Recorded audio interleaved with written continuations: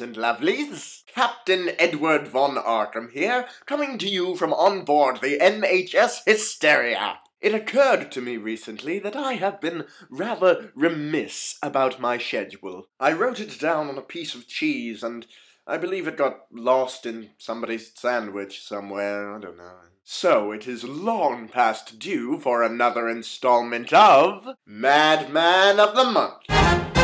This month, the Madman is nothing less of a certifiable genius, the incomparable Sherlock Holmes.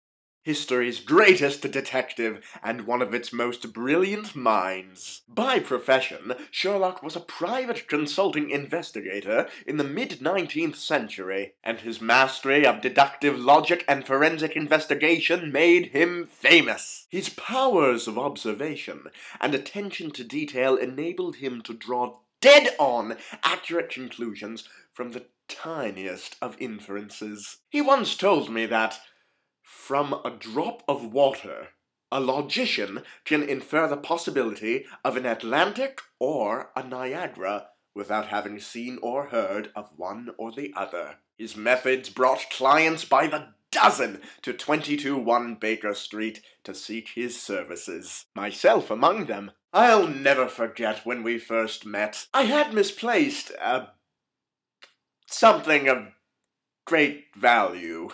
Oh, all right, I had lost the hysteria. I woke up one morning in a dockyard in 1879, dazed and confused, with no idea where my ship was. So I went to Baker Street to see if Holmes could help me find it. He was remarkable. I opened the door, walked into his study, and the first thing he said to me was, "Bless my soul, an actual time traveler." Confronted by my confusing countenance, this brilliant man deduced that I was a chrononaut in less than 5 seconds. Although, if we're being honest, I am a bit of an easy case. Absolute genius. He helped me retrace my steps and find the hysteria in no time flat.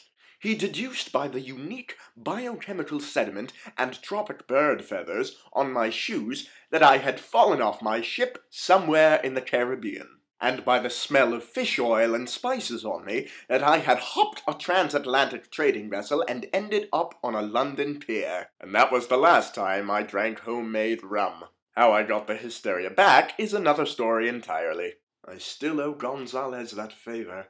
Any which way and how, everyone knows that Holmes was a brilliant detective, but what is not often remembered is that he was also an utterly mad shambleton. He was delightfully eccentric, with no regard for contemporary standards of tidiness or proper order. When he wasn't on a case, he was perfectly content to shut himself away in his study and play the violin, or drive Dr. Watson up the wall. I still go back to visit him. It's always a delight. He does like to challenge me, though. Whenever I pop round Baker Street, I never know where he is. Sherlock is a master of disguise, with an extensive collection of false noses, false mustaches, and owns a life-sized wax replica of himself. A number of times I've caught myself talking to that wax dummy. It's embarrassing. He suggested to me that I have a wax replica made of myself, which I did.